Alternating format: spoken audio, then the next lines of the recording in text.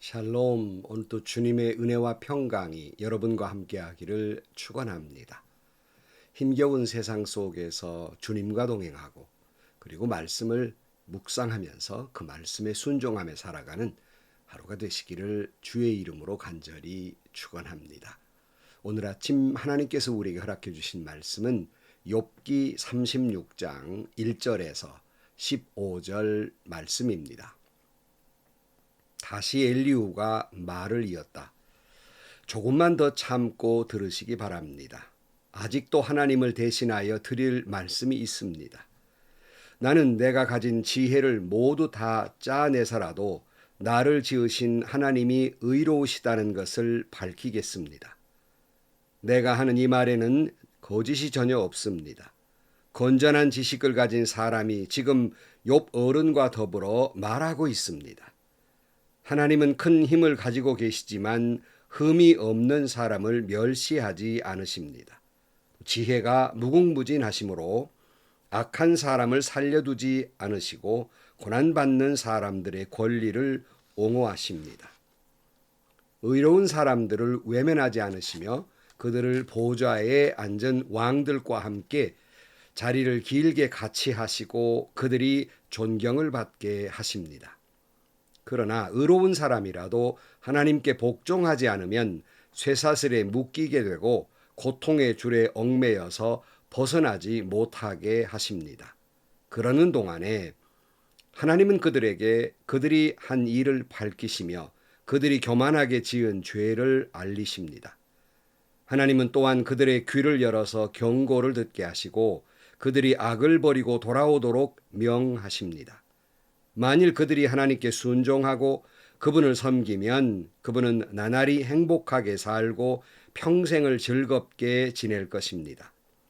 그러나 그들이 귀담아 듣지 않으면 결국 죽음의 세계로 내려갈 것이고 아무도 그들이 왜 죽었는지를 모를 것입니다. 불경스러운 자들은 하나님께 형벌을 받을 때에 오히려 하나님을 원망하면서 도와주시기를 간구하지 않습니다. 그들은 한창 젊은 나이에 죽고 남창들처럼 요절하고 말 것입니다. 그러나 사람이 받는 고통은 하나님이 사람을 가르치시는 기회이기도 합니다. 사람이 고통을 받을 때에 하나님은 그 사람의 귀를 열어서 경고를 듣게 하십니다. 아멘. 여러분, 욥기를 바로 이해하는데 두 가지 태도가 있다고 말씀을 드렸습니다. 하나는 욥의 입장입니다. 그러므로 여러분들이 욥의 입장에서 보면 욥이 한 말을 정말 10번, 100번 이해를 하게 되고 본 욥기의 뜻을 잘 알게 됩니다. 그러나 한편으로는 우리가 욥의 입장에서만 볼 것이 아니라 욥의 세 친구와 엘리후의 말 속에도 우리가 귀담아 들어야 될 말씀들이 있습니다. 물론 욥의 세 친구나 엘리후가 욥에게 욥의 고난은 죄 때문이라고 인과응보라고 이렇게 강조해서 말한 것, 이것은 옳지 않는 적용이었고 욥의 입장에서는 억울한 말이었습니다. 그러나 우리는 그들의 말을 통해서 혹시 나도 욥과 같은 그런 말을 들을 일이 없는지를 살펴본 데는 의미가 있다는 말씀입니다. 다시 말하면 욥의 세 친구나 엘리후의 말 속에는 잘못 인용됐거나 왜곡한 말들이 있지만 또 그들의 말 속에는 하나님의 속성, 하나님에 대한 말씀들이 맞는 말들이 많이 있습니다. 우리는 그들의 말 속에서도 하나님을 알아가는 데 유익한 일이라고 생각을 합니다. 오늘 본문에 우리는 엘리후의 말을 들으면서 참 오만방자하다, 젊음이 있어서 그렇겠지요, 또는 참 교만하다, 그런 모습들을 엿볼 수 있습니다. 왜 그러냐면 엘리후는 자기의 말을 강조하기 위해서 마치 자기의 말이야말로 진정한 지혜로운 말이고 또 진리의 말이라 이걸 강조하고 있어요. 오늘 1절 말씀에 보면 다시 엘리후가 말을 이었다. 조금만 더 참고 들으시기 바랍니다. 아직도 하나님을 대신하여 드릴 말씀이 있습니다. 나는 내가 가진 지혜를 모두 다 짜내서라도 나를 지으신 하나님이 의로우시다는 것을 밝히겠습니다. 내가 하는 이 말에는 거짓이 전혀 없습니다. 건전한 지식을 가진 사람이 지금 욥 어른과 더불어 말하고 있습니다. 그랬어요. 여기 보면 엘리후는 자기를 하나님을 대신하여 말하고 있다. 지금 여기 건전한 지식을 가진 자가 말하고 있다. 엘리후 자신을 가르치는 말이죠. 그러므로 자기가 하는 말은 하나님의 말이고 건전한 말이다. 옳은 말이다. 내가 지혜를 총동원해서 하나님은 의로우신 분이라는 걸 내가 반드시 밝히고야 말겠다. 내 말에는 거짓이 전혀 없고 건전한 말이다. 이렇게 이야기하고 있습니다. 참 당돌한 말입니다. 사실은 자기의 말이 옳다는 것을 강조하다 보면 이런 실수를 하게 됩니다. 특별히 우리 믿는 사람들이 신앙적인 입장 또는 신학적인 입장에서 고집스럽게 자기의 입장을 옳다고만 강조하다 보면 자기도 모르게 자기의 말이 하나님 말이나 되는 것처럼 그렇게 말하게 됩니다. 자신의 말이야말로 진리이고 참인데 만약에 내 이 말을, 이 옳은 말을 받아들이지 않는 사람이 있다면 그 사람은 신앙이 없는 사람이고 그 사람은 잘못된 사람이고 그 사람은 오히려 적그리스도와 같은 사람이다. 이렇게까지 생각을 하게 됩니다. 그리고는 자기들의 말에 정당성을 부여하기 위해서 하나님의 말씀을 인용해요. 그러니까 악용한다는 좋은 의미에서가 아니라 악용하고 왜곡합니다. 여러분, 이단과 무엇이 다릅니까? 그것도 교회 공동체 안에서 말입니다.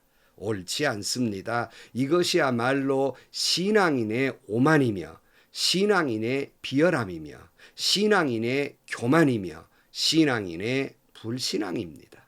참 조심해야 합니다. 엘리후는 이렇게 자신의 말이야말로 하나님의 말씀이며 참 지혜이고 참 지식이고 진리라고 강조합니다. 그럼에도 불구하고 그의 잘못된 태도는 있지만 그의 말 속에는 때로는 그게 옳은 말들이 있어요. 그의 오만방자하고 교만한 욥의 적용을 잘못한 것은 틀린 말이지만 그러나 그의 말 속에는 하나님이 어떤 분이신가를 잘 말해주고 있는 부분들이 있다는 말씀입니다. 5절에 보면 하나님은 큰 힘을 가지고 계시지만 흠이 없는 사람을 멸시하지 않으십니다. 또 지혜가 무궁무진하심으로 악한 사람을 살려두지 않으시고 고난받는 사람들의 권리를 옹호하십니다. 의로운 사람들을 외면하지 않으시며 그들을 보좌에 앉는 왕들과 함께 자리를 길이 같이 하게 하시고 그들이 존경을 받게 하십니다. 그랬어요. 맞는 말이죠. 하나님은 결코 의인이 고난받는 것을 멸시하시거나 외면하지 않습니다. 결국 우리를 존경받는 사람이 되게 하신다 하는 거예요.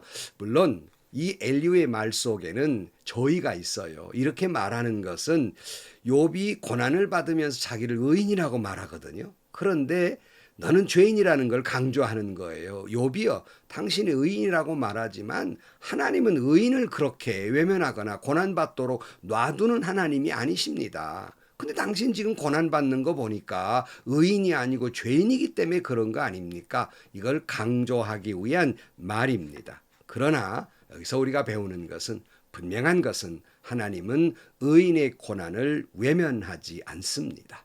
의인을 멸시하지 않습니다. 의인을 구원하실 것이고 결국 존경받게 하실 것입니다.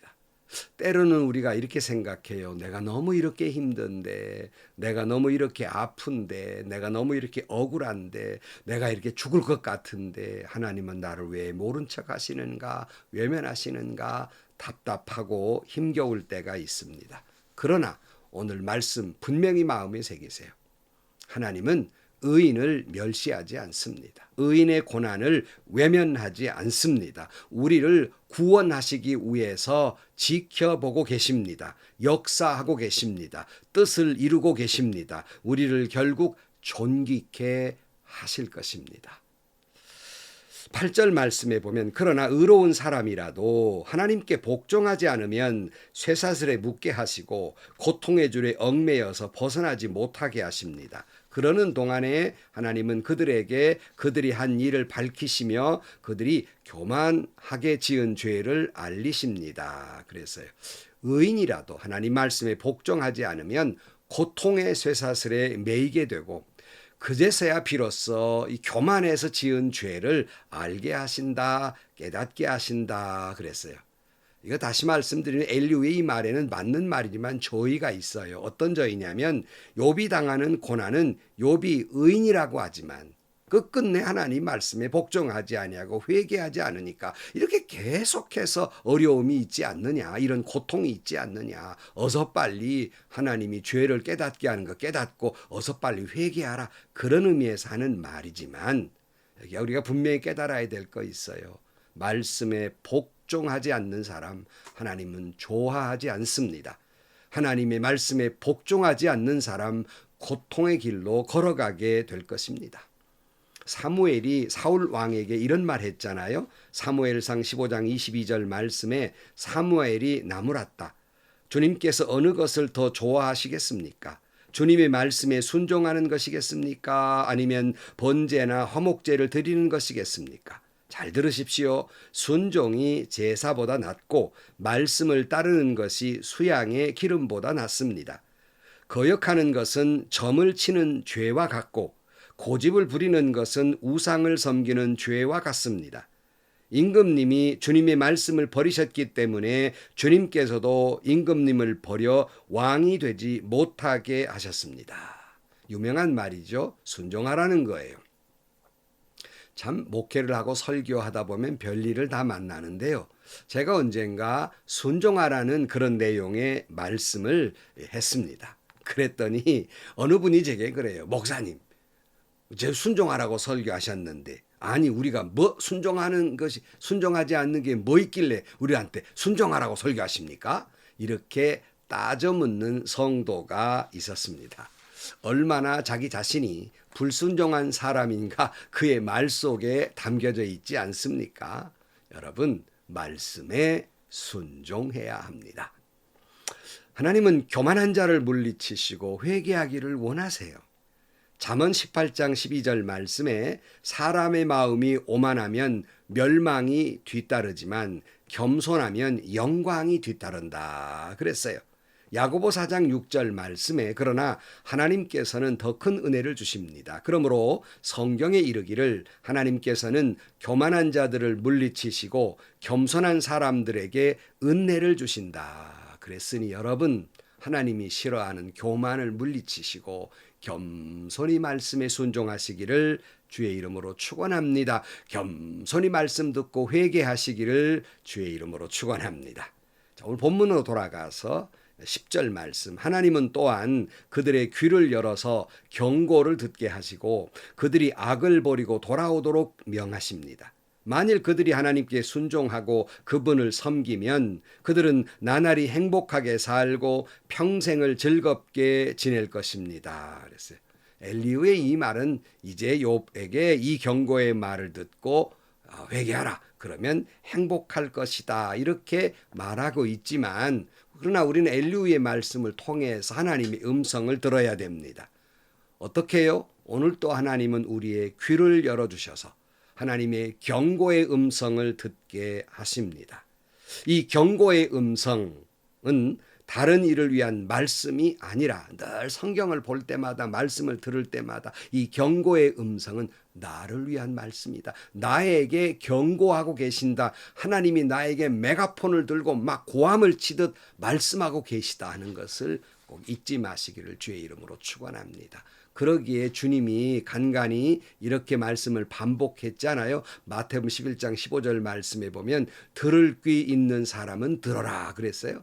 이 말씀은요. 마태복음에는 3번 나오고요. 마가복음에는 2번 나오고요. 누가복음에는 1번이 나와요. 여기서 들으란 말은 깨달으란 말이거든요. 그래서 마태복음 15장 10절 말씀에는 듣고 깨달으라 이렇게 말씀해요. 특별히 씨 뿌리는 부위 가운데에서 마태복음 13장 말씀에 깨달으란 말을 6번이나 반복하고 있습니다. 또 요한계시록 3장 6절 말씀에 보면 귀가 있는 사람은 성령이 교회들에게 하시는 말씀을 들어라 그랬어요. 여러분, 하나님이 귀를 열어주실 때 성령이 교회들에게, 성도에게, 나에게 주시는 음성을 들을 수 있기를 주의 이름으로 축원합니다. 잠언 16장 18절 말씀에 교만에는 멸망이 따르고 거만에는 파멸이 따른다. 겸손한 사람과 어울려 마음을 낮추는 것이 거만한 사람과 어울려 전리품을 나는 것보다 낫다. 말씀에 따라 조심하며 사는 사람은 일이 잘 되고 주님을 믿는 사람은 행복하다 그랬어요.